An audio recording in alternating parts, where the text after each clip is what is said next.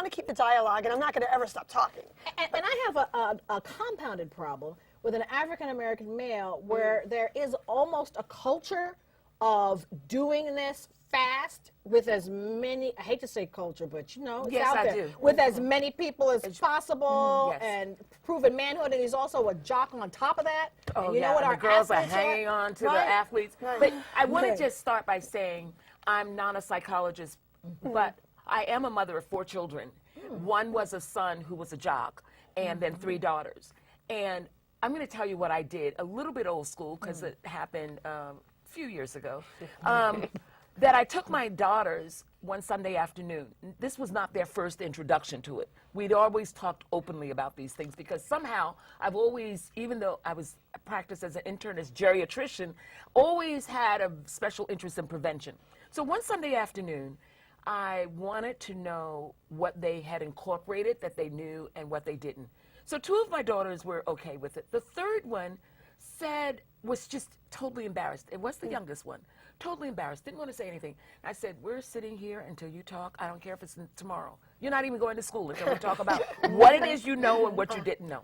So we got it all out there. I took each of my daughters when they were 15 to their pediatrician, talked about the prevention of unplanned, unwanted pregnancies. Okay, so you just put those options out there. I put Not it out options, there. but you know, When solutions. when they were Yeah, 16, they all got birth control pills.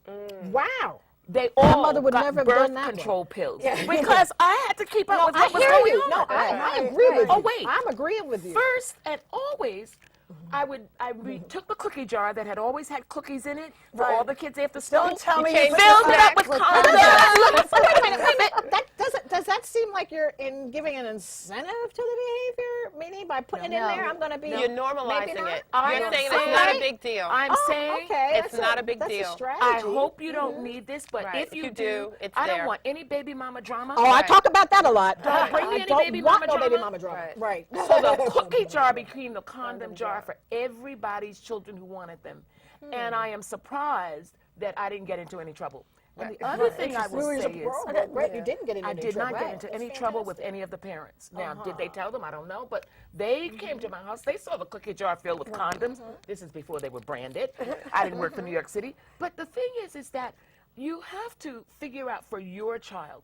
And just because they're not saying they want to talk about it and telling you that they're listening, they really still are incorporating your values Yes, they are. when you talk It's about like it. osmosis. Yeah. Right. I just give you one last thing is my friend who is, she's a docent at the museum, at the Brooklyn Museum, and she talked to me about how she used to drag her son to the museum all the time. He would act bored, he didn't want to be there, and now he's a father.